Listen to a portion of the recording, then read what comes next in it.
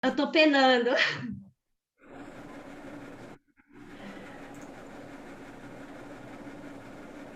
Então, boa noite a todos. Sejam bem-vindos a mais um estudo nosso aqui pelo Espiritismo para Todos. Que a gente possa ter um estudo fraterno, fundamentado no amor, no respeito, na busca do entendimento da doutrina espírita, com a proteção dos nossos mentores, da espiritualidade amiga, que sempre trabalha para o bem, para a instrução de todos nós, para que possamos, né, juntos caminhar aí na busca do entendimento. A gente parou na página 334 e a gente está na ressignificação dos termos no contexto da teoria espírita. Alguém quer ler para a gente no item Eternidade das Penas?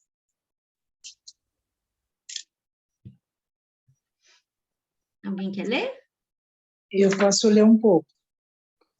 Pode ler, então. Se alguém quiser parar, fazer algum comentário, todo mundo está aí sabendo, né? Tá bom.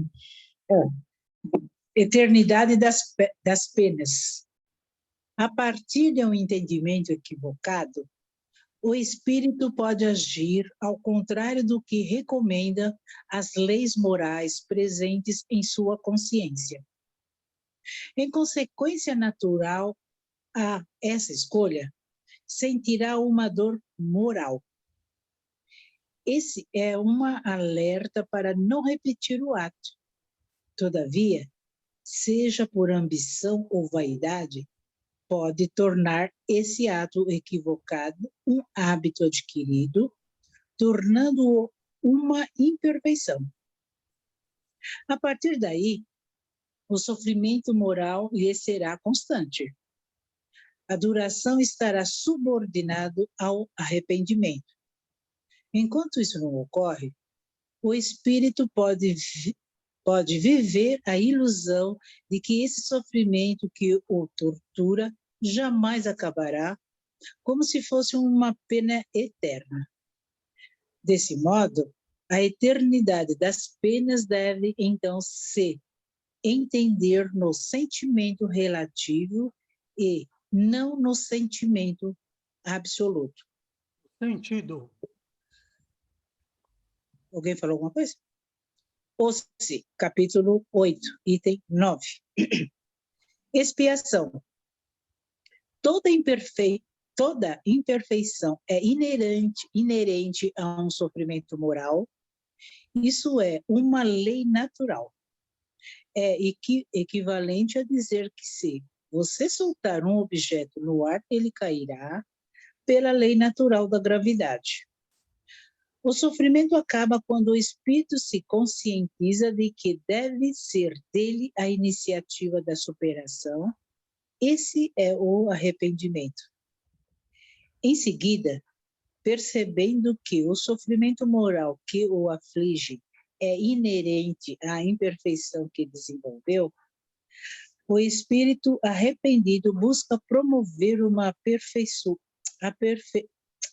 aperfeiçoamento sério e efetivo por meio da escolha das provas de suas vidas futuras. As vicissitudes, escolhidas como expiação, permitem superar conscientemente os maus hábitos pelo seu descondicionamento. A expiação, portanto, serve como meio de educação moral do espírito. Desse modo, a expiação deve ser sempre um ato consciente, livre, voluntário. Já a situação de uma encarnação imposta somente pode ocorrer quando o espírito ainda é muito ignorante para escolher por si mesmo, ou então muito endurecido. Enfrentar desafios na vida será um meio de despertar para a sua realidade espiritual. Nesses casos, porém, o objetivo da encarnação é unicamente o de levá-lo a escolher conscientemente, por sua própria vontade, conforme o item 8 do capítulo 5 de O Evangelho segundo o Espiritismo. As tribulações podem ser impostas a espíritos endurecidos ou extremamente ignorantes para levá-los a fazer uma escolha com conhecimento de causa. Os espíritos penitentes, porém, desejosos de reparar o mal que hajam feito e de proceder melhor, esses escolhem livremente.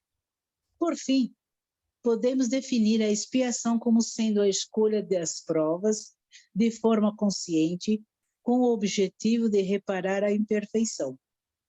Mas como a superação, a imperfeição nesse mesmo processo, o espírito está conquistando uma virtude correspondente, a expiação segue naturalmente a reparação como retorno ao bem. Assim, toda expiação, quando bem aproveitada pelo espírito, é também uma prova para o seu adiantamento. Continua? Vamos parar um pouquinho para comentar. Acho que tem. Vocês estão me ouvindo? Estou. Ô Ju, ainda bem que você parou, que eu ia pedir para parar, porque assim, eu sempre me incomodo e continuo me incomodando e cada vez vou me incomodar menos, né? Quando fala de reencarnação imposta, né? Isso me incomoda, tá impondo, né? Você não tem escolha. E daí Kardec, ele ressignifica, aí ele fala assim, qual o objetivo da reencarnação quando ela é imposta? Aí tá escrito aqui, né? Cadê a parte? Eu tenho que achar aqui, gente. Tá no O finzinho. o objetivo da encarnação é unicamente o de levá-lo a escolher conscientemente por sua própria vontade. Então, ele vai estar numa situação onde, em algum momento, ele vai escolher conscientemente por sua própria vontade, em algum momento. E daí, parece que entra a encarnação, né? Isso, entra a encarnação, porque a gente está falando da entrada na carne, né? Entrada no corpo, é encarnação. A encarnação, ela entra como lei, é para todos, tanto para quem vai espiar, quanto para quem vai passar por prova, quanto para quem está sendo... Como que é a palavra, gente? Tanto que eu nem memorizo a palavra. Está sendo imposto. Então, a encarnação, ela é uma lei para todos, independente da situação. Só que quando chega nessa parte de encarnação imposta, por que ela está sendo imposta? Porque aí Kardec, ele define aqui o objetivo da encarnação. Por que ela é imposta, né? O objetivo da encarnação é unicamente o de levá-lo a escolher conscientemente por sua própria vontade. Então, ele vai estar na vida corpórea várias vezes até que ele desperte, até que ele saia daquela condição de simples e ignorante, né? E vá conquistando o seu livre-arbítrio e vá fazendo suas escolhas. Então, imposta nesse sentido, não imposta como uma punição, né? Que estar aqui no mundo, estar encarnado, não é punição. Daí a gente traz a ideia do inferno, né? E a do purgatório. Já no inferno e no purgatório, a ideia da encarnação é punição e castigo. Isso. Por que ela é imposta? Porque é o espírito endurecido, né? Que ele coloca duas situações onde é imposto ao espírito. Porque ele é um espírito endurecido ou também extremamente ignorante. Então ele tem que vir mais vezes com imposição, sim, porque ele não tem ainda condições de estar fazendo escolha. Exatamente. Vamos pensar, gente, que Oi, Então, Lu. ó, enquanto ignorante, eu acho que entra naquela parte de quando a gente encarna a primeira vez, né? Que é imposta, é uma lei. Agora, quando é endurecido, não é mais ignorante, não é isso? Ele não é ignorante, mas as escolhas que ele está fazendo não estão sendo assertivas. Então, ele necessita reencarnar, porque reencarnar é uma lei. E ele não pode fugir da lei. Então, Mas eu vejo como ignorante mesmo, também. é que ele Além coloca duas situações. Uma é um espírito que é ignorante, ele ainda não tem o desenvolvimento intelectual e moral para fazer escolhas no sentido de, eu vou reencarnar, eu vou escolher tal prova para superar essa imperfeição, porque a expiação é isso, a escolha de uma prova onde você vai descondicionar aqueles hábitos que você construiu, né? Ou uma imperfeição, um orgulho, o egoísmo. Então, na expiação, você escolhe provas para superar aquilo, que é o retorno sério e efetivo ao bem. Então, você passa pelo processo, né? Do arrependimento, a expiação e a reparação, que é o retorno sério e efetivo ao bem, certo? Então, essa é uma condição. E a gente tinha um entendimento, pelas questões da adulteração, que a expiação era um castigo no sentido de punição, de que Deus condena, de que Deus castiga. Quando Kardec ressignifica o termo punição, né, como que ele vai explicar lá, principalmente lá na Gênese? Ele coloca, né, como se você fosse, ele dá um exemplo, você é um escolar, você brincou o ano inteiro, qual é a sua punição? É você ter que refazer a tarefa, porque você não está apto a passar de ano, você não está amadurecido no entendimento, então você precisa refazer. Então, isso para o espírito é a punição, ter que refazer, porque ele não aprendeu. Aí o espírito que é simples e ignorante, ele ainda não consegue fazer as escolhas assertivas, tipo, escolher uma prova conscientemente para se melhorar. Então, é imposto para ele. Mas essa encarnação, essa reencarnação, é sempre para o progresso desse espírito e não para um castigo. Até que chegue um momento que ele desperte as suas faculdades, que aí é onde ele coloca, né? Escolher por sua vontade, onde ele coloca as suas faculdades, né, em função da lei divina. E o outro caso do espírito endurecido, ele já tem consciência. Mas às vezes ele não quer mudar, ele está lá. Só que ele não pode fugir à lei. A lei da reencarnação é para todos. Então é nesse sentido, é igual se a gente tem um filho.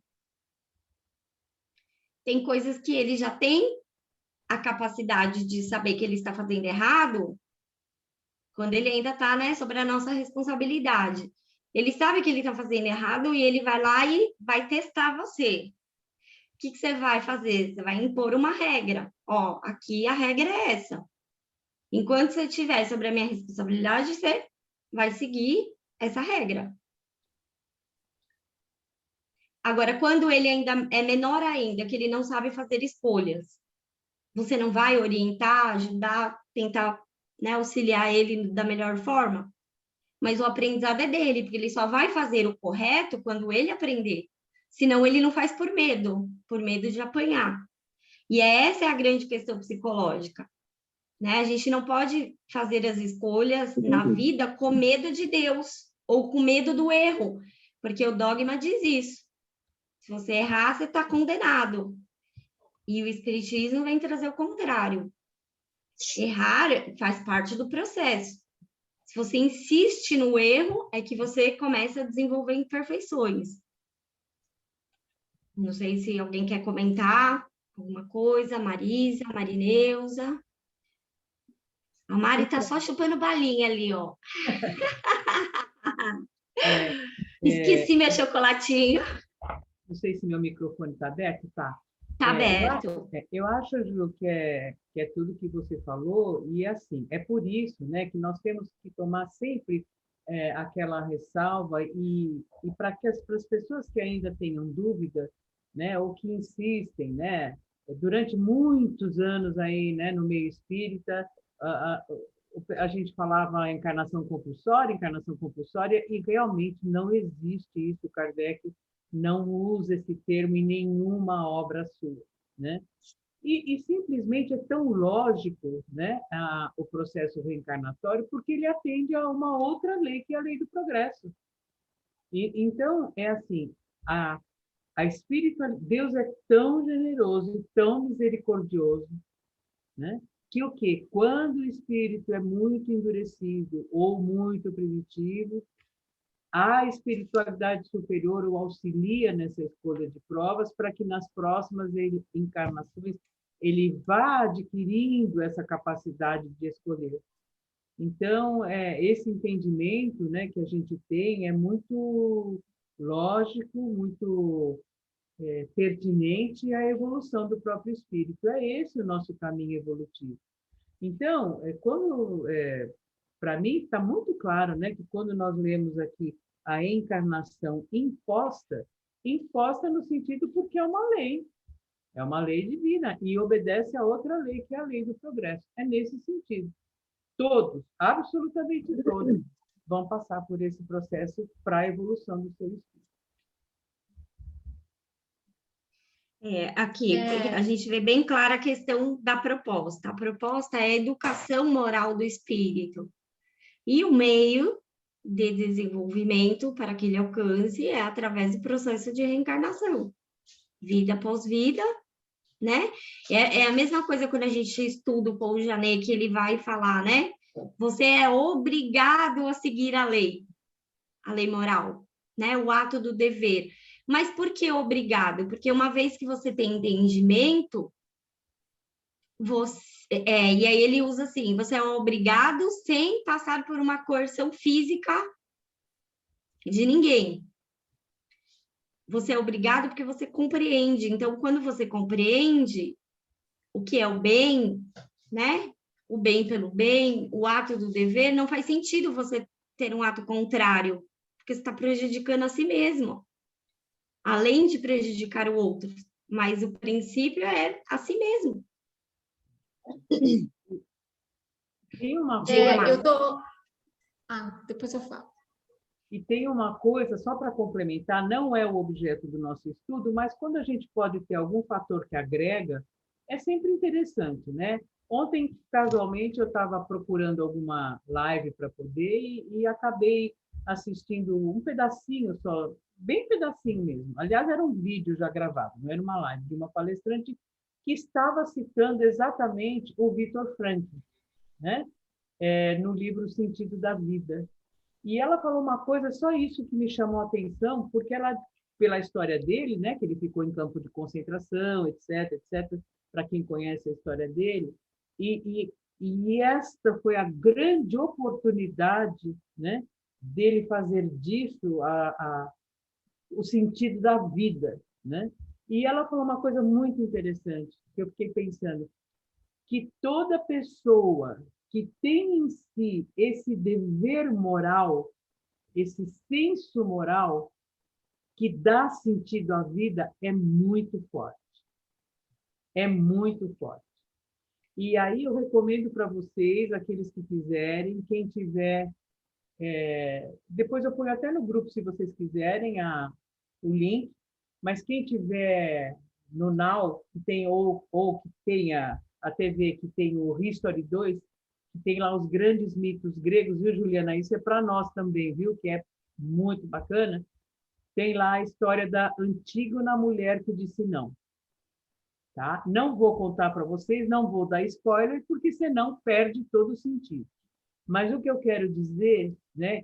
Miriam, está fechado, linda. Está fechado, Miriam. Aberto. Aberto. Diga, Miriam. Eu não entendi, você pode repetir? Eu não entendi a hora que você falou o título. Antígona. Tá. Antígona, a mulher que disse não. É a peça de teatro mais encenada no mundo, de Sófocles, né? E tudo isso para dizer o seguinte: quando nós temos essa força moral dentro de nós, quando nós conseguimos exercer o nosso dever, nós conseguimos dizer não, seja a qualquer que seja uma lei dos homens. Porque a lei de Deus está acima de tudo, né? E aqui a gente lembra de uma passagem muito bonita de alguém que a gente conhece, que quando chegaram e disseram, olha, esta mulher foi pega em adultério. A lei de Moisés manda matar, e tu o que diz? Né? Eu lembro sempre de uma frase do Paulo, e eu sou suspeita, porque tem frases dele que calam fundo, né, o meu coração, quando ele me fez pensar seriamente que a gente a vida inteira foi acostumado a achar que Jesus morreu para nos salvar, né?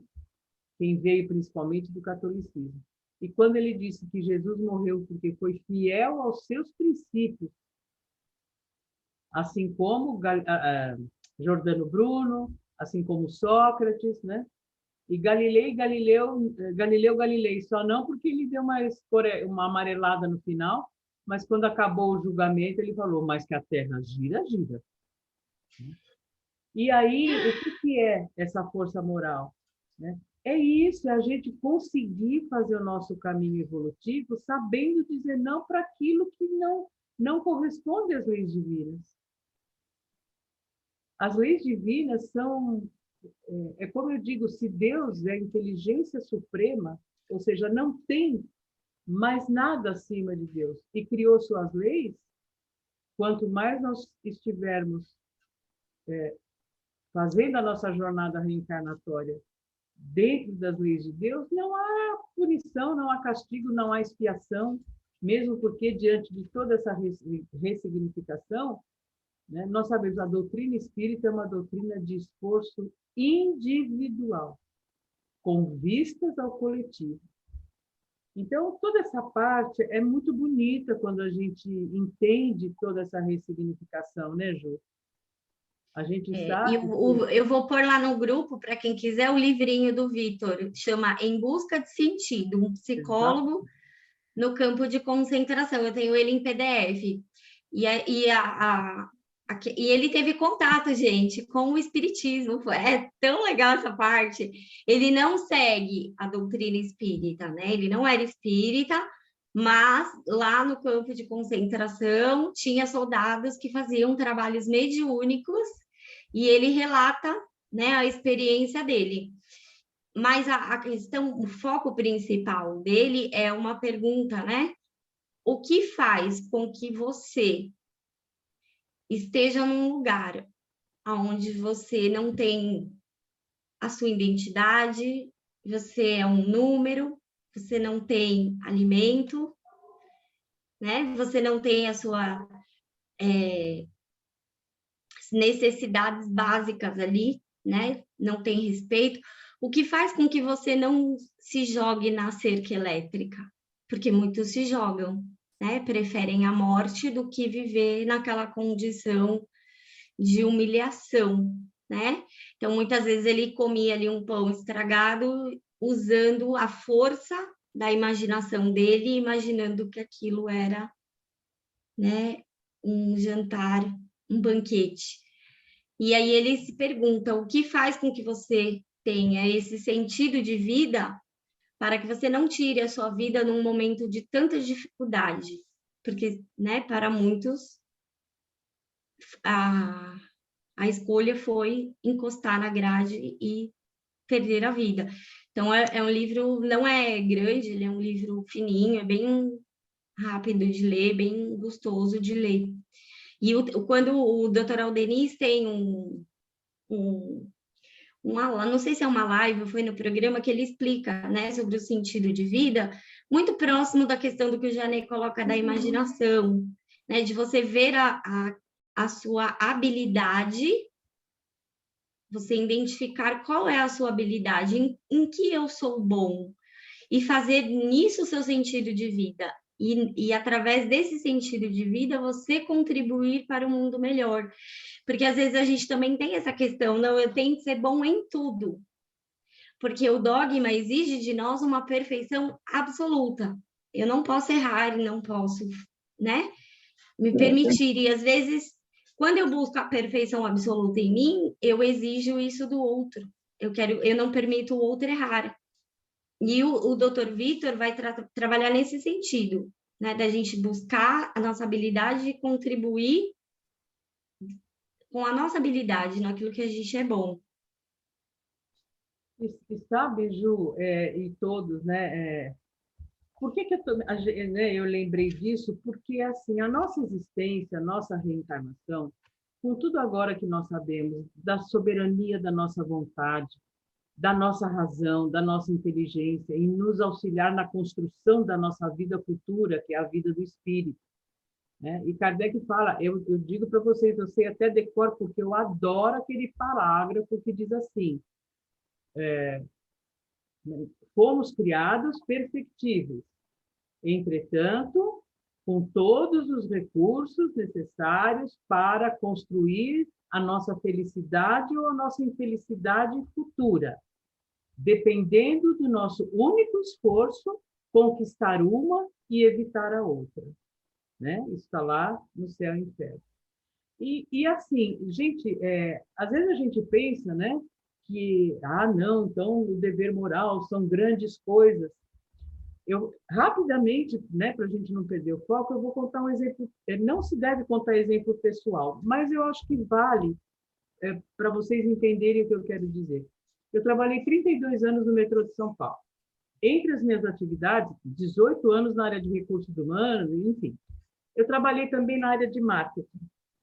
E eu era responsável por coordenar, né, os eventos, às vezes. E o metrô de São Paulo é ligado ao Palácio do Governo. Então, todo evento do Palácio, o metrô está no meio, né? E vice-versa. E aí, então, a companhia depositava um valor na minha conta bancária, porque eu providenciava toda a infraestrutura e aí fazia a prestação de contas. Muito bem. Um dia era lá, primeira, não sei que semana dos engenheiros e tecnólogos da companhia do metrô. E aí, chamei a minha equipe e falei, olha, é preciso isso, providenciem, por favor, depois vocês só me dizem. Tá bom. E eu, então, falei, quer saber? A floricultura é só atravessar a rua, eu vou atravessar, era ali no Center 3, e eu encomendei 3 arranjos de mesa, para mesa de cerimonial. Quando chegou o dia, eu fui lá buscar, cheguei para o florista lá, seu Vitor, quanto deu? Eu vim buscar, estão prontos os arranjos? Então, sim, Marisa, pode mandar as pessoas virem buscar. Quanto deu? Quanto você quer que põe na nota? Falei, como? Não, quanto você quer que põe na nota? Falei, não estou entendendo. Quanto deu a conta? Vai, seria hoje, deu R$800. Então, é R$800 que o senhor vai pôr. Aí ele falou assim, você é um pouco diferente do seu outro colega. Então, gente, começa assim, né? Porque podia, em vez de 800, tá bom, então põe 1.200. Tinha a nota, 1.200, eu pagava eles 800. E, paralelo, nessa mesma situação, um colega de trabalho chegou para mim e falou assim, você que cuida aí dos eventos, né? Eu falei, sou. Então, dá para a gente botar nesse bolo aí um ramalhete de flores que eu queria mandar para uma pessoa? Eu falei, oi? Não estou entendendo. Me fiz de mané. Não, mas o que tem? Pô, deixa de ser careta, né? Eu falei, você está louco? Acho que você não tem noção. Então, a gente percebe que nas pequenas coisas, sabe? O nosso dever moral é você furar. Uma vez nós fizemos um evento, né? E a gente vê hoje em dia as pessoas, até hoje, né? Furarem a fila. Aquela pessoa que quer saber, eu vou arrumar documento para sonegar o imposto de renda. Gente, moral é moral. Moral é moral. Então, muitas vezes a gente diz a nossa força moral, nós temos que resistir muitas vezes. Né, a moral deles é heterônoma, viu, Marisa? Pois é. Pois é. Então, é isso, sabe? Quando eu confesso para vocês que realmente eu acredito que eu comecei a ter dignidade para falar que eu sou espírita, para ser bem sincera, de 4 anos para cá. Porque procuro, né, entender perfeitamente, como todos nós, né? Como todos nós. Mas essa importância e essa soberania da vontade, sabe, de dizer não quando é preciso dizer não. Pode vir quem quiser falar o que quiser. A nossa força moral é o que dá sentido na nossa vida. Né, Ju? A Rosângela, ela quer falar e depois o Rolim com a mãozinha ali levantada. Então, eu estava lembrando que a gente estava estudando o Livro dos Espíritos e tem lá Vida Espírita, né? E daí tem aí fala da erraticidade lá, que os espíritos na erraticidade, né? Então, aqui a gente está, Kardec está ressignificando a expiação aqui para nós. E dentro da expiação, que pode ser uma expiação, se eu tiver errado, você corrige aí, alguém corrige aí. Que dentro da expiação, a imposta e a que é escolhida.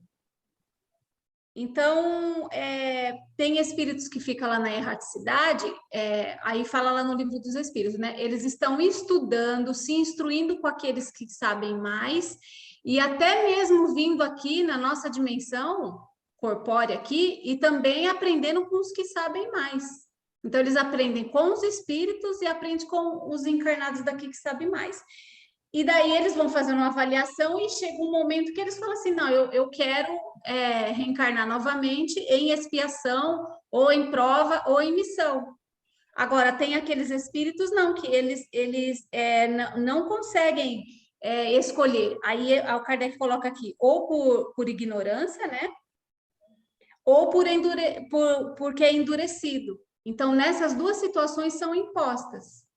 Então, é importante a gente entender bem isso e ver a encarnação como lei e ver a bondade e a justiça de Deus nesse tipo de encarnação aqui de expiação que é imposta, que aí Kardec coloca, com o objetivo da encarnação é unicamente o de levá-lo a escolher conscientemente por sua própria vontade. Então, ele vai encarnar várias vezes no objetivo dele chegar um momento ele escolher conscientemente, conscienciosamente, né? Então, é a justiça e a bondade de Deus, né? O tempo todo. É só isso aí.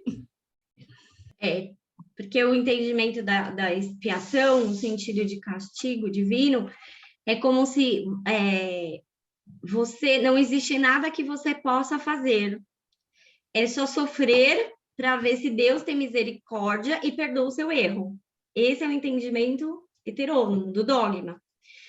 O Espiritismo, enquanto uma proposta de educação moral, é o despertar do espírito no seu processo de desenvolvimento, que vai passar a fazer as escolhas, né? E quando ele desenvolve uma imperfeição, conscientemente ele entende que o sofrimento é consequência natural das próprias escolhas que ele fez, que não existe inferno, que não existe um lugar de sofrimento, de punição, e que Deus não está punindo ele.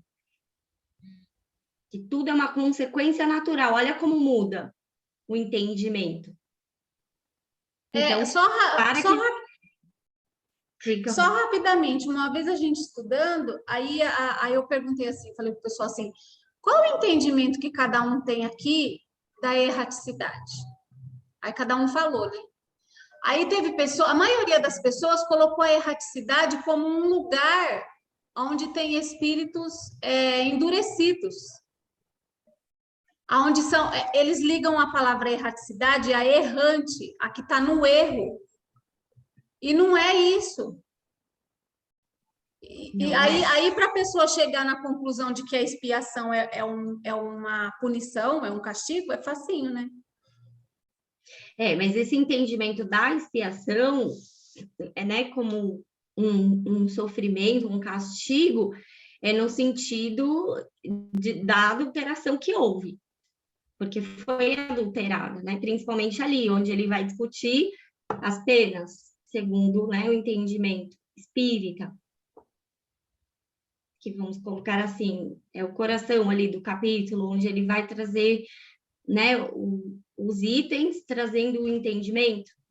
Ali foi adulterado. E é um processo, né, natural até, de que a gente tenha esse entendimento, porque se a pessoa fala, não, mas está ali, está escrito. Quanto que a gente, né, vem estudando para poder construir esse entendimento dentro do que a proposta espírita trouxe, e cada um tem o seu processo. E cadê a bondade e a justiça de Deus se for castigo e punição? Não tem. Então, por isso que Kardec sempre, né, pontua. E a gente não tinha essa percepção, pelo menos a gente não, né? Digo eu. Quando eu li, Kardec sempre fala, isso está de acordo com o atributo de Deus? Isso está de acordo? Mas a gente não parava, eu, né? Não parava para compreender o que ele estava reforçando ali naquela mensagem. É assim que Deus age? Isso é a justiça? Você não perdoar, você condenar eternamente? O espírito só aprende pelo sofrimento? Por torturas infinitas? É só na dor que ele aprende?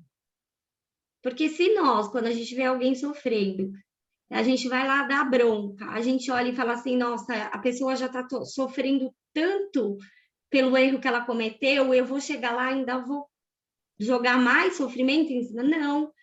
Ó, você errou, faça diferente, eu vou te dar um abraço, eu acredito que você pode mudar. Se a gente é assim, imagine Deus. Mas, né, a gente não tinha esse entendimento. Rolim? Eu tenho um negocinho pequeno que eu considero de vez em quando. Eu não sei se isso colabora, mas eu vou colocar para vocês. Quando a gente pensa nas leis de Deus, vamos usar um exemplo, a lei da gravidade. A lei da gravidade, ela é sempre a mesma? Não, não é. Eu acho que aqui dentro do nosso planeta Terra é. Agora, fora do planeta Terra, não sei. Justamente. Aí percebe que, mas a gente tende muitas vezes, eu pelo menos me peguei assim, a gente tende a achar que é exatamente a mesma, e não é. Ela é uma lei de atração. Se eu for na Lua, ela é 4 vezes menor. Se eu for em Marte, ela é 1/3 menor, entendeu? Ou seja, eu peso menos lá porque tem menos gravidade. Então existe uma proporção. Aí eu fico pensando, quando eu vejo uma lei como a lei da encarnação, que é óbvio que aqueles que estão mais evoluídos usam menos ela, não buscam nem sequer abusar dela, porque eles mesmos buscam as coisas. Agora, se eu sou mais renitente, aí a lei é mais dura, entendeu? Por quê? Porque eu estou resistindo a cumprir a lei. Não tem como você resistir a cumprir a lei de Deus. Você vai ter que cumprir, então vai ter que reencarnar. Não interessa, entendeu?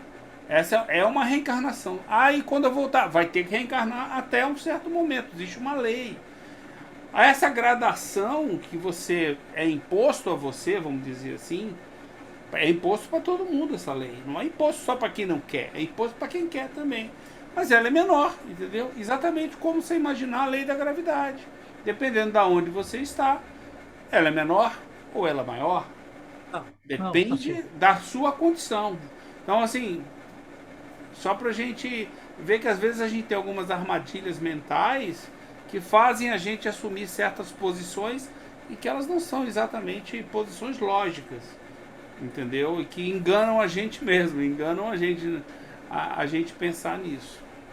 Tiro, a lei da gravidade é a mesma, o que muda é a gravidade. Justamente, mas você entendeu, né? Não é a lei, é a gravidade. Muda a atração do corpo, a lei é a mesma, mas ela é aplicada em lugares diferentes de forma diferente, porque os elementos Não, ela é aplicada do mesmo jeito, a lei é uma só, a mas massa os que muda. efeitos, os resultados são diferentes. Você entendeu por quê? Porque os elementos modificaram, entendeu? Mas é a mesma lei. Hein? A lei não, mas os elementos mudam. Acho que a mensagem é essa. Entendeu? O que eu quero A falar é que circunstância, existe né? uma variedade na aplicação da lei, existe. Aplicada em Marte, ela é uma coisa, aplicada na Terra, ela é outra, o resultado é diferente. Entendeu? Então, foi essa analogia que eu busco fazer. E eu vejo a lei da encarnação exatamente dessa maneira. E fica para mim muito fácil entender. Se eu for mais renitente, vai ter uma hora que eu vou ter que encarnar. Queira eu ou não. Se eu não sou, talvez não chegue essa hora. Eu antes estou querendo ir. Entendeu? Ou seja, uma coisa mais tranquila. Por aí. Assim que eu procuro ver. Aline? Boa noite a todos. Boa noite. No texto, a gente Boa noite. entrou na discussão da reencarnação. Minha pergunta é em cima do aborto espontâneo. Por quê? Está rodando uma mensagem intitulada, que é de Dona Ivone, que está havendo vários abortos espontâneos, referente que os espíritos estão rejeitando a reencarnação. Então, um convite de um trabalho maior com as gestantes, tal. O que vocês pensam disso?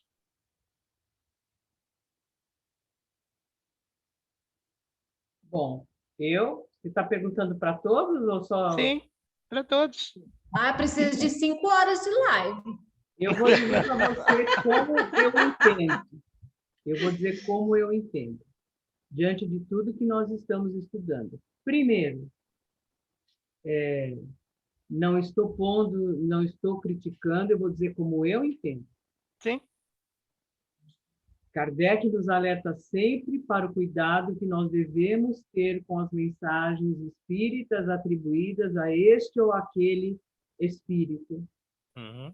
Então, nós temos que ter muita cautela, porque hoje eu entendo que os espíritos superiores, que vêm nos trazer um conteúdo de esclarecimento, de orientação, jamais estabelecendo uma relação causa e efeito dessa natureza, no meu entendimento.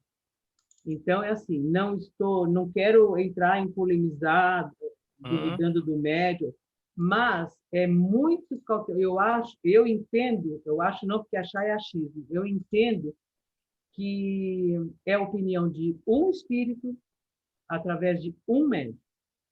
E quanto à natureza da mensagem, não acredito que a espiritualidade maior se prestaria a afirmar uma coisa dessa.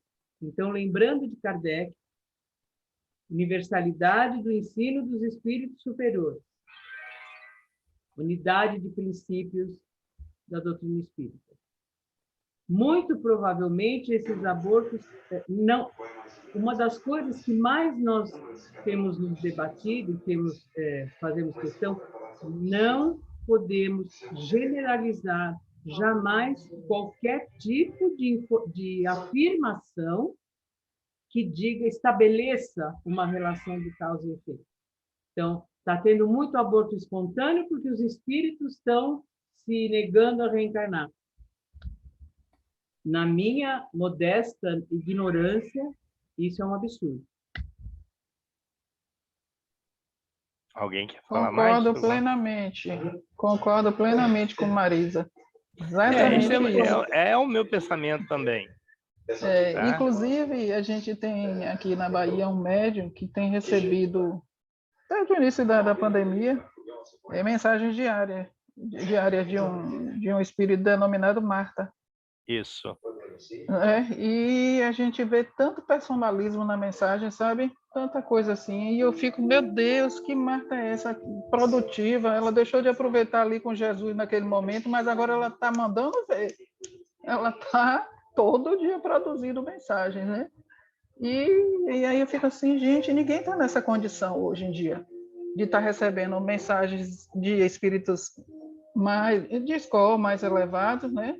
No conteúdo assim, e que a gente vê que tem do médium, porque esse médium em questão, ele é da área jurídica, então ele usa muitos termos jurídicos, Ele usa muitas questões políticas, partidárias até, dentro das mensagens. E aí eu fico me perguntando, por isso minha percepção é muito parecida com a de Marisa, né? Os espíritos superiores não vão se dispor a isso, né? E o conteúdo da mensagem, realmente isso é edificante? Isso vai servir para quê, né? Então, ainda bem que vocês pensam assim também. É que nem quando andou circulando a mensagem atribuída ao Dr. Bezerra de Menezes, a história da vacina. Que quem fosse espírita, pelo amor de Deus, né? Quer dizer, como Verdade, nós não podemos, nós, que eu digo nós, espíritos, né? Que estamos estudando, nós não podemos, de forma alguma, entender, né, esse tipo de atitude e, sem querer levantar bandeira, nada disso, mas esclarecer as pessoas. Não, então, em determinada hora, você põe lá um copo com água, põe um algodãozinho no braço, que a equipe espiritual vai dar vacina contra a Covid. Gente, pelo amor de Deus, que isso? Né? E teve muita gente, essa mensagem rodou nos grupos espíritas, mas assim, de monte, né? Isso, Marisa. E eu vi dirigentes espíritas divulgando e dizendo, vamos fazer, a gente não pode perder a oportunidade. E eu disse, gente, isso vai de encontro ao que eu penso. E contra a ordem natural das coisas também, não tem nada a ver isso aí. A lógica, a doutrina espírita é uma doutrina de razão, vamos raciocinar. Né? Mas as pessoas, às vezes, também o medo, né, ajuda a paralisar os sentimentos, o pensamento, as atitudes, né? Então, tem pessoas no movimento espírita que divulgam assim: os médiuns são instrumentos abnegados de Deus. Diante dessa ideia, o que você conclui? Que toda mensagem vindo para o médium é santa. Não, de forma alguma. Né? Aí isso é carência, eu acho que isso é carência de estudo do livro dos médiuns. É muita carência de estudo do livro dos médiuns. Aí tem aquela outra frase que a gente ouve muito corriqueiramente, fora do movimento espírita também. Mas a fila da encarnação está gigantesca. Né? Agora, outra coisa também, entre ali uma mãe e o espírito, o filho, há duas vontades. Há a vontade da mãe e há a vontade do filho ou do espírito. E há duas vontades de cada espírito. Então, eu acho que é bem isso que a Marisa falou mesmo. E outra, se quer fazer uma pesquisa séria nos moldes que o espiritismo se deu, então que você tenha grupo de estudos sérios e evoque esses espíritos e pergunte a eles por que você não encarnou. Ou então você pergunte à mãe, fala assim, foi um aborto espontâneo? Foi. Então você pergunte à mãe, por que foi espontâneo? Porque eu fiz teste genético que é o meu caso. Eu tive 3 abortos espontâneos e um gemelar. É questão genética. O meu corpo, ele pega como corpo estranho, então eu tive que fazer um tratamento. E agora a questão do espírito, eu não sei. Aí, e daí a gente fica nesse achismo, né? Mas o mais grave de tudo isso, eu acho que é essa ideia de que todo médium é instrumento abnegado de Deus, e não é assim. Nós temos... A minha mãe, na década de 50, também teve 3 abortos espontâneos. Então, você veja que acho que a Marisa e Milena estão assim em total razão mesmo, né? Porque no caso da minha mãe era total falta de estrógeno, sei lá como pronuncia. E depois não é, né, gente? Com respeito, não vamos generalizar da mesma forma, porque existem médiuns e médiuns, né? Mas quem somos nós, seres imperfeitos, a caminho da nossa jornada, para a maioria, sem querer ser injusta, né, ou sem usar de bom senso, Mas eu diria para vocês que boa parte, para não dizer a maioria, das mensagens mediúnicas contém projeção do próprio médium.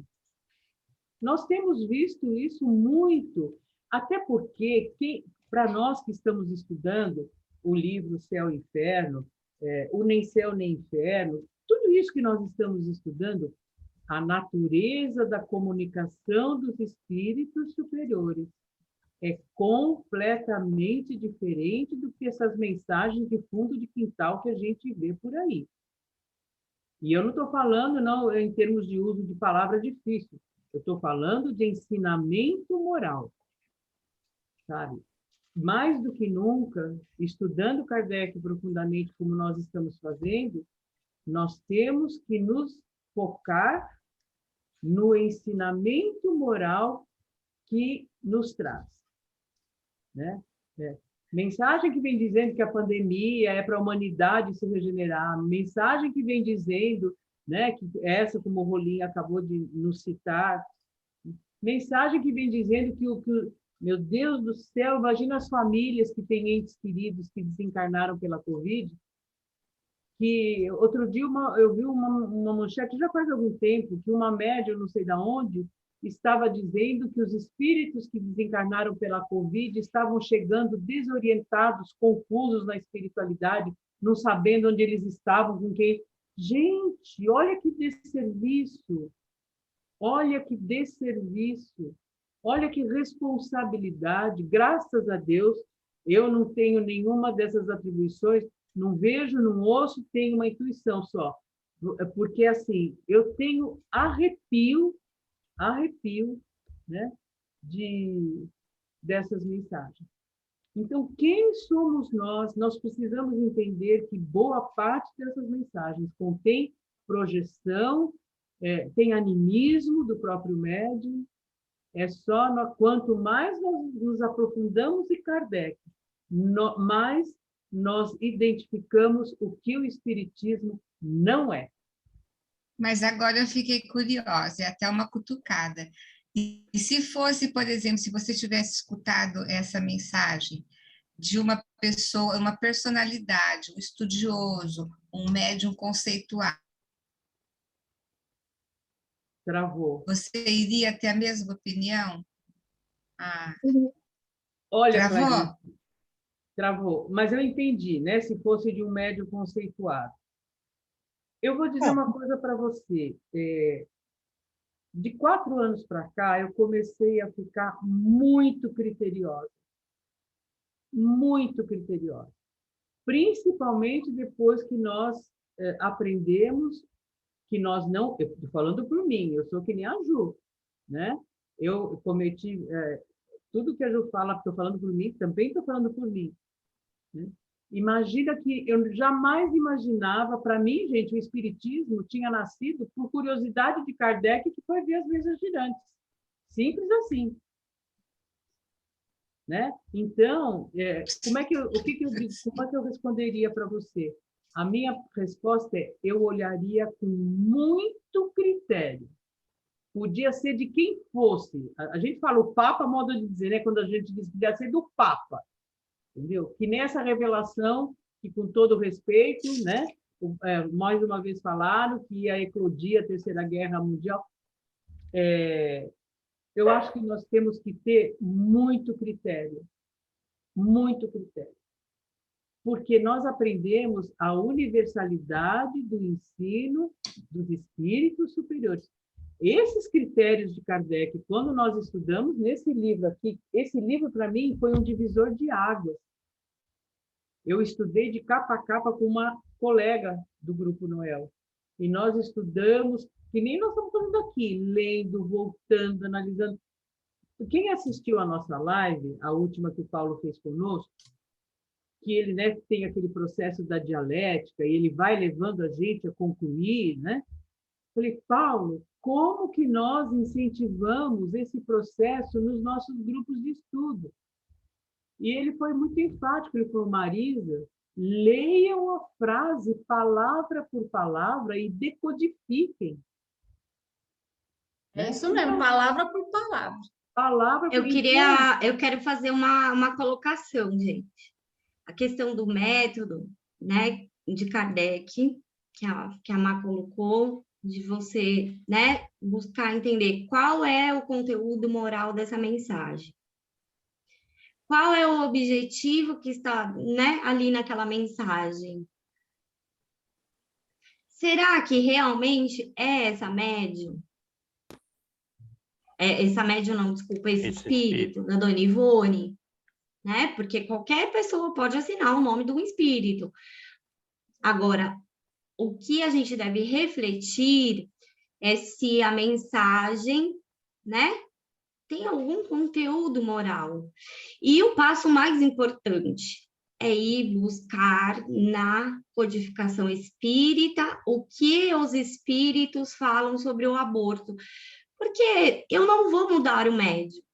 Se ele está agindo de má fé, se ele está num processo de fascinação, de obsessão, é da responsabilidade dele, não minha. A minha responsabilidade é ler a mensagem, porque eu vejo muitas vezes, a gente pega a mensagem, espírita, fala em tal médium, compartilho, sem ler, sem pesquisar e sem se apropriar daquilo que está falando.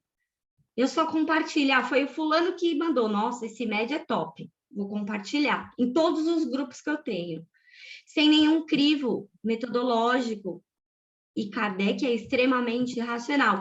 Eu até posso compartilhar no sentido de, que é a publicação que o Satiro colocou hoje no nosso Face. Gente, quando você vai publicar uma mensagem no nosso Face, explique o porquê você está compartilhando, qual o objetivo daquilo, o que isso contribui, é só para tumultuar, né? É só para desviar o grupo, ou é para dar a sua opinião pessoal, ou é para provocar em nós um estudo verdadeiro, profundo, questionador, porque esse é o objetivo do grupo.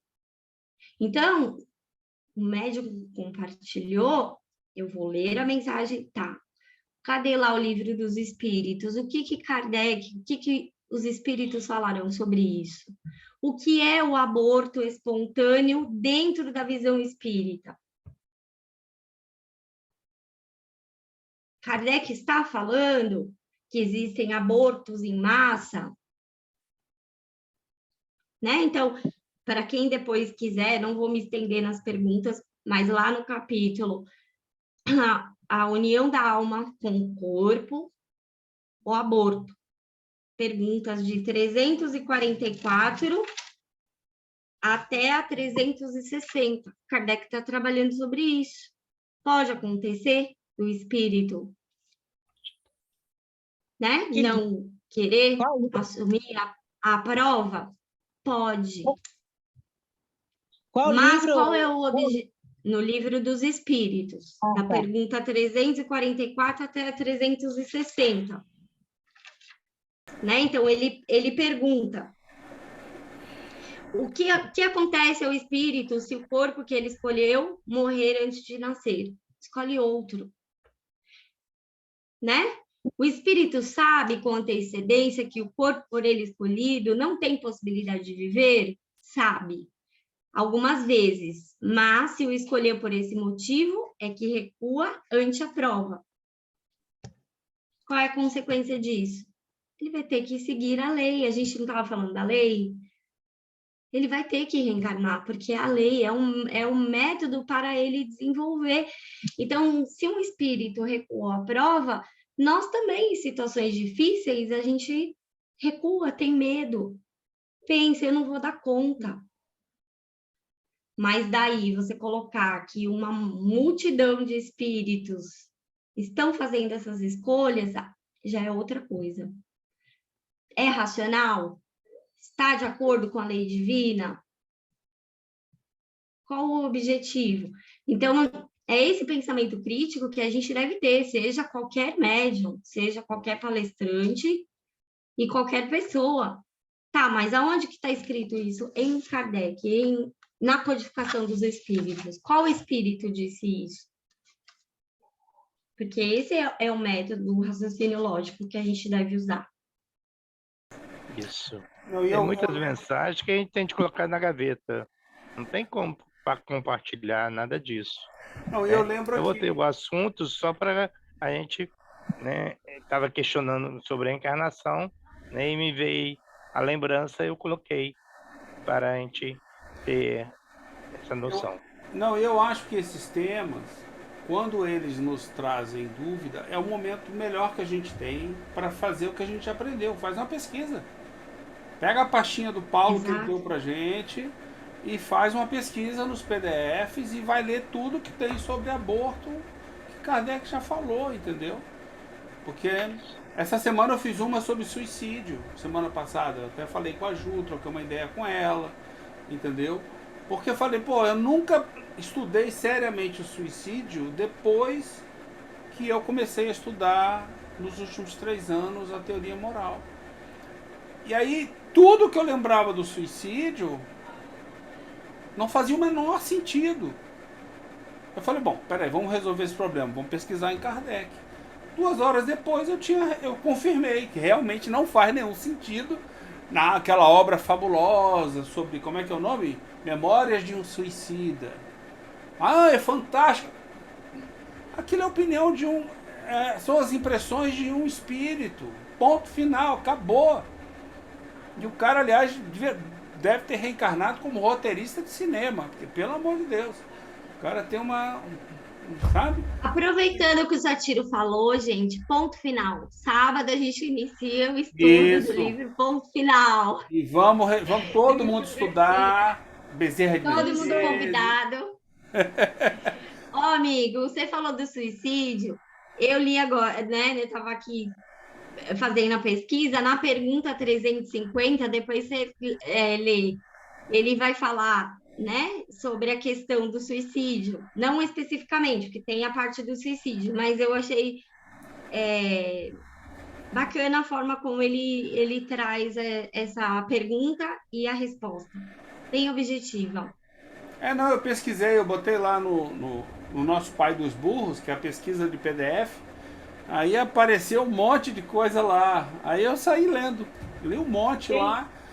E tem uma coisa, viu, Satiro, muito interessante, coincidentemente, já que você falou isso, no outro grupo de estudo que eu participo, que só para a gente contextualizar, que no caso desse livro, por exemplo, Camilo Castelo Branco, quando encarnado, o que foi colocado é assim, muito, muito provavelmente, Camilo Castelo Branco, quando encarnado, tinha seus conceitos de céu, inferno e etc.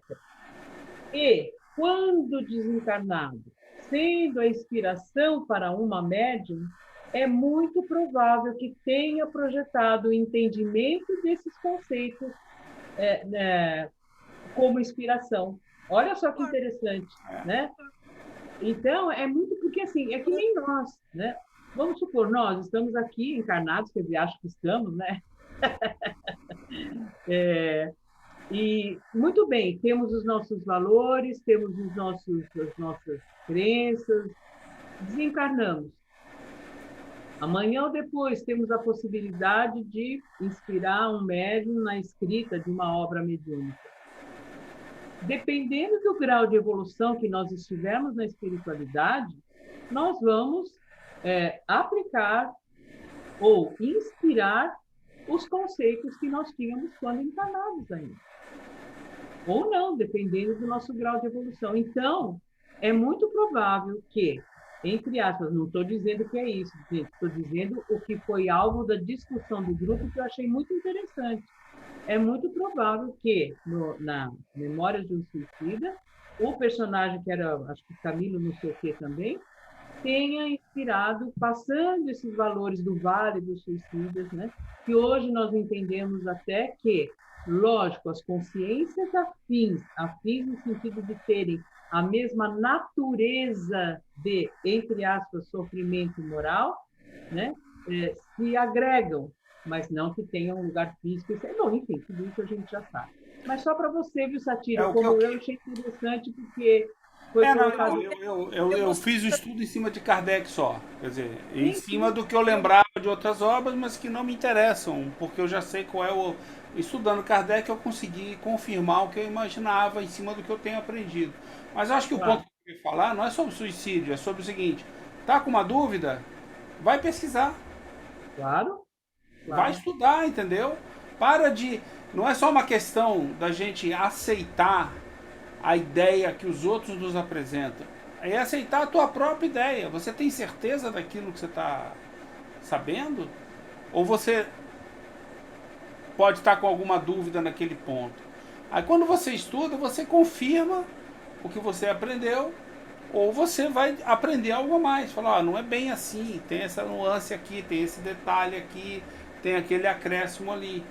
Entendeu? Ou seja, é esse estudo que a gente busca motivar todo mundo a fazer. Por isso que eu estou fazendo essa parte. Só esse daí, entendeu? Para a gente fazer isso daí. Se houver alguma coisa muito interessante, também traz para a gente. Que a gente gosta. Ô, Satiro, essa pesquisa que você fez, você percebeu que cada caso é um caso? Não tem padrão. Não, resumidamente. Não tem padrão. No caso A gente pode conversar suicida, depois. não é para ter Tem padrão. muita coisa interessante, mas basicamente pensa na teoria moral. Eu Quando lembro do você Céu e erra, Inferno. vem alguém culpar você e dar uma pena diferente para você? Resumidamente. Não, mas Então, então o os suicídio é espíritos que estão lá no Ninguém vai Céu vir- e Inferno, Ninguém vai te penalizar, não existe vale do suicida no umbral, aliás, não existe nem umbral. Ninguém vai te penalizar, entendeu? Você pode vir, imagino que você possa morrer uma vez, se suicidar, e aí nunca mais você se suicida, porque tem aquele outro papo, né? Quem se suicida pelo resto da eternidade. Já ouviu esse papo no movimento espírita? Existe isso no movimento espírita. Ou seja, é mais ou menos como dizer, quando você erra numa coisa, né? Você vai errar o resto da vida. Ou seja, se você come demais, vamos resumir, você será um eterno gordinho. Eterno, um espírito gordinho o resto da vida, entendeu? E encarnado ou desencarnado, você vai ser gordinho. Porque o suicídio é assim, entendeu? Você se matou agora, você vai ser um suicida aqui e lá. Vai estar com um tiro na cabeça, vai estar com a facada rasgando. Pelo amor de Deus, o que isso tem a ver com a teoria moral, entendeu? Então é muito fácil se desmontar esses absurdos que tem no movimento espírita quando você se apega à teoria moral. Aí você começa a joga fora. Aí no final você olha, meu Deus, não sobrou nada. De 30 anos de estudo, sobrou nada. Aí você fica... Aí eu liguei, eu chamei a Ju. Eu falei, Ju, me explica aí. Eu falei, não é possível que eu... Ela falou exatamente o que eu vi. Eu falei, graças a Deus. Se eu tô doido, ela também tá doida. Tem dois doidos nessa brincadeira. Aí eu continuei a pesquisa e fui lá e falei, não, vou pesquisar. Aí gastei lá 1 hora, depois mais uma. Falei, tô mais que satisfeito. E estudei suicídio. Aproveitei a oportunidade, que eu tinha tempo, e fui lá e fiz um estudo em cima de suicídio. Que não é um ou dois trechos.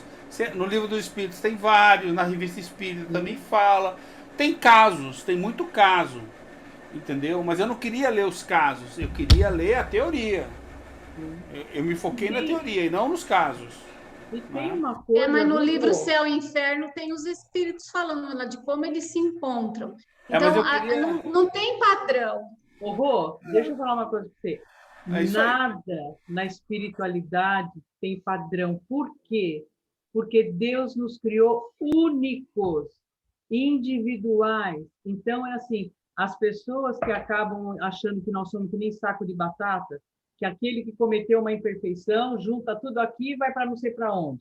Aqueles que também cometeram, junta no saco de batata, vai não sei para onde. Não existe padrão de nada na espiritualidade, porque nós somos criados únicos. É segundo a moral do espírito e segundo a lei que está na consciência dele, segundo o entendimento que ele tem. E, assim, não consola em nada no movimento espírita a pessoa se colocar lá para falar sobre suicídio e colocar padrão. Não consola em nada. Padrão É em porque nada. não é, gente, não é determinista. Exatamente. Não é determinista, né? Não é. A pena, segundo o Espiritismo, ela não é determinista, é uma relação de inerência, que é diferente. Então, não existe, está determinado. É assim para todo mundo. Não é ação e reação, causa e efeito. Até porque, o que nós aprendemos desses 4 anos para cá?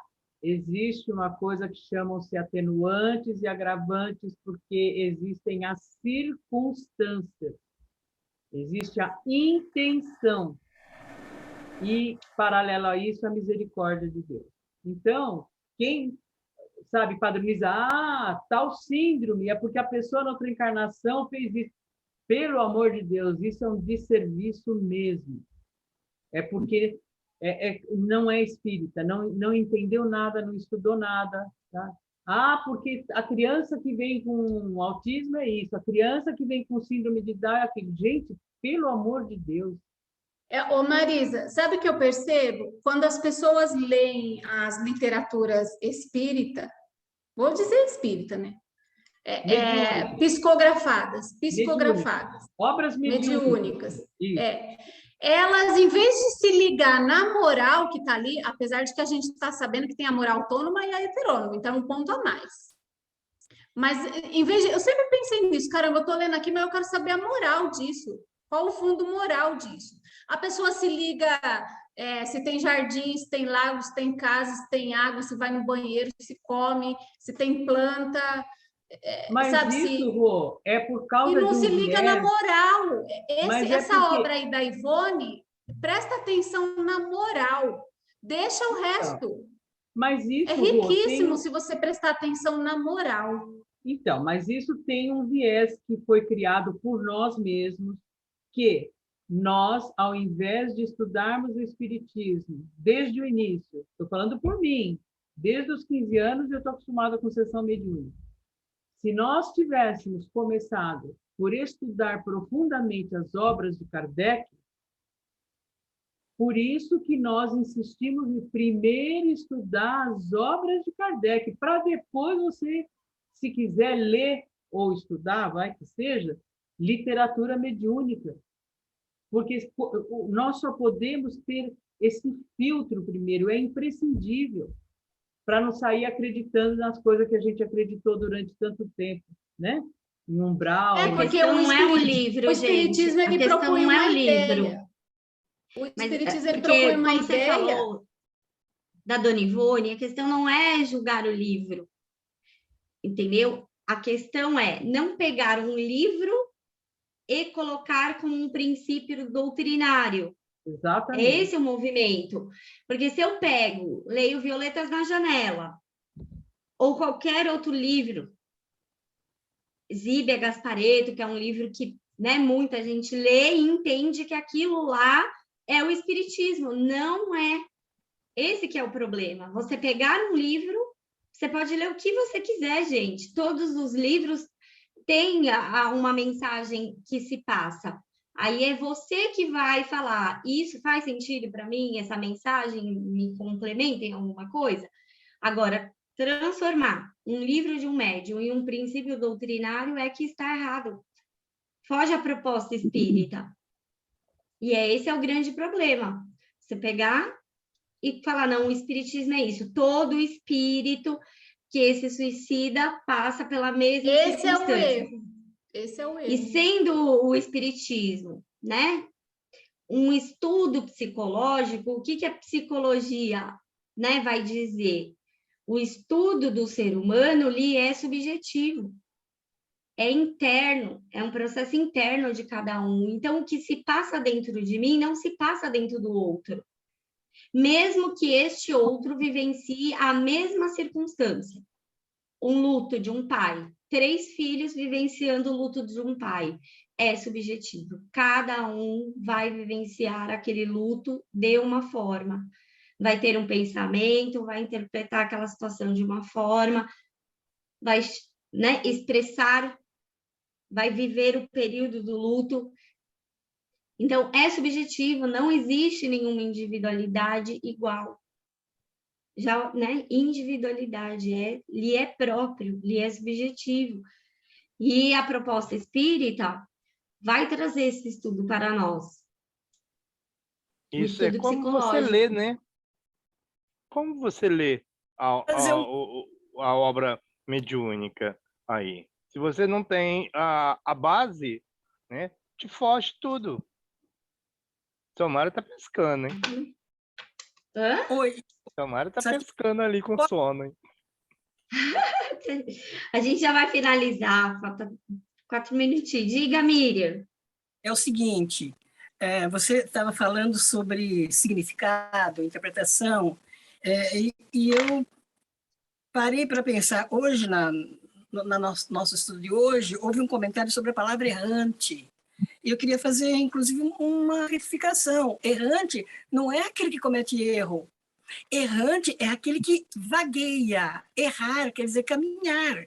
Errante é o espírito que anda sem destino, é o nômade. Então, veja, uma palavrinha só muda completamente o significado. Então, a gente tem que tomar muito cuidado mesmo. É um erro muito comum esse, mas a gente tem que tomar cuidado. A língua portuguesa é complexa. Então, errante não é quem comete erro. Errante é quem caminha, sem destino. Tudo bem? Então, e aí é dentro da erraticidade. Esse significado não cabe dentro da erraticidade que Kardec fala no Livro dos Espíritos. Porque quando ele fala, né, um espírito tá errante, ele não tem um objetivo. Como assim? Não entendi. Qual é o objetivo do espírito? Depende se ele tem objetivo, né? Se ele estiver muito perdido, qual é o objetivo dele? Não sei. Errante é que caminha a esmo. Olha nós aí, Mesmo que quando a ele- gente está começando e está em dúvida. Olha nós E- aí. Esse é o problema. O significado que a gente tem dessa palavra não tem a ver com a erraticidade que os espíritos estão falando, que Kardec está trazendo ali. Não tem. Que foi o que a pessoa no nosso grupo de estudo ficou teimando em dizer. Mas eu Não tem o mesmo significado. Tem que buscar lá eu no francês concordo que também o na entendimento que se tinha na época de erraticidade, né? Espera um pouquinho, mas na erraticidade não tem só espírito que erra, tem espíritos.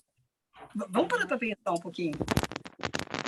Então, a erraticidade é um lugar onde há espíritos. Eles estão lá se instruindo para uma próxima encarnação, uma próxima reencarnação.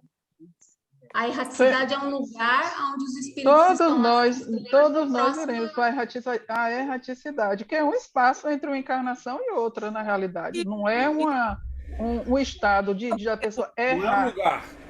Isso, não É o ato de vagar. É o ato de você vagar na espiritualidade. Isso.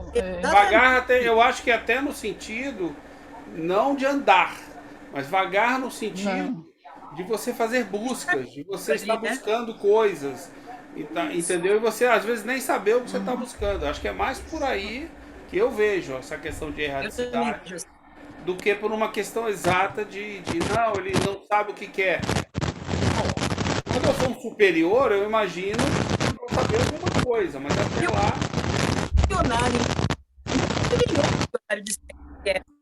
É aquele que caminha sem destino. É aquele que está caminhando mesmo. Caminhar sem destino é muito bom. Caminhar sem destino é muito bom. Isso. Caminhar sem destino.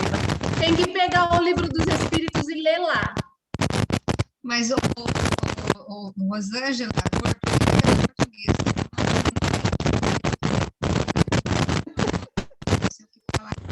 é Deixa eu... Acho que o microfone... Tem algum microfone aí dando... Amigo, lá na pergunta, o microfone da Clarice acho que estava com... Ela tá com problema, já tá algum tempo. Muito ruído, não entendi Muito nada. ruído. Lá na pergunta, quer que eu projete? Acho que não precisa. Quem tiver com o Livro dos Espíritos aí, pergunta 225A. Então lê. A erraticidade é, por si só, um sinal de inferioridade dos espíritos? Não, porquanto há espíritos errantes em todos os graus. A encarnação é um estado transitório, já o dissemos. O espírito se acha no seu estado normal quando liberto da matéria. Poder-se a dizer que são errantes todos os espíritos que não estão encarnados? Sim, com relação aos que tenham de reencarnar. Não são errantes, porém, os espíritos puros, os que chegaram à perfeição. Estes se encontram no seu estado definitivo. Isso, eu sei disso porque eu sou Tá. o cara puro. Eu não sou Pergunta errante. 226, para quem quiser estudar. Aí, E ó, a Rosângela acabou de obter a informação que ela precisa para debater no grupo lá. Pergunta 2. fica o convite, 26. Fica o convite para a gente ir para o inferno na semana que vem. Na página 335. E Isso é depois bom. nós vamos direto usar o nosso livre-arbítrio para sair de lá no sentido milagroso. Chegarei atrasado para a parte do inferno, mas estarei com vocês no livre-arbítrio, com certeza, entendeu? Você não pode chegar atrasado que você que abre a sala. Então não vai ter aula. Eu me recuso. Acabou. Dona Miriam vai abrir a aula no inferno. Pronto. É só uma passadinha rápida, amigo. E vamos, novamente o aviso paroquial, né? Teremos início do ponto final no sábado, às 4 horas. Vamos botar um ponto final em todas as dúvidas do movimento espírita brasileiro. Tragam suas É dúvidas. isso aí. 16 bom? horas. Vai ser pelo Isso. EPT? 16 horas. Pelo IPT. Pelo EPT. Deixa eu perguntar uma coisinha. Pergunta? Diga, Sandra. O link, nós vamos receber o link onde? Lá no grupo. Se você se inscreveu, Você tá no grupo? você tem que pedir para se inscrever, eu te escrevo.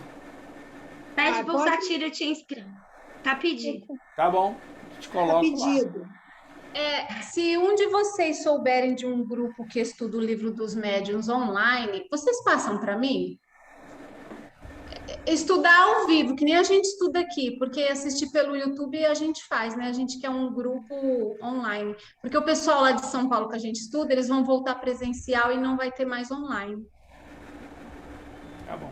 Eu fico aguardando, então, quem tiver. Obrigada, então. Boa noite a todos. Boa noite, então. pessoal. Gente, Boa Boa noite Obrigado. para todos. Pois vocês não têm a Juliana no seu karma. É o Ale que tem, coitado dele. Tá? Até Um sábado. beijo, gente. Bom Tchau. para todos. Tchau. Tchau, Ju. Sam.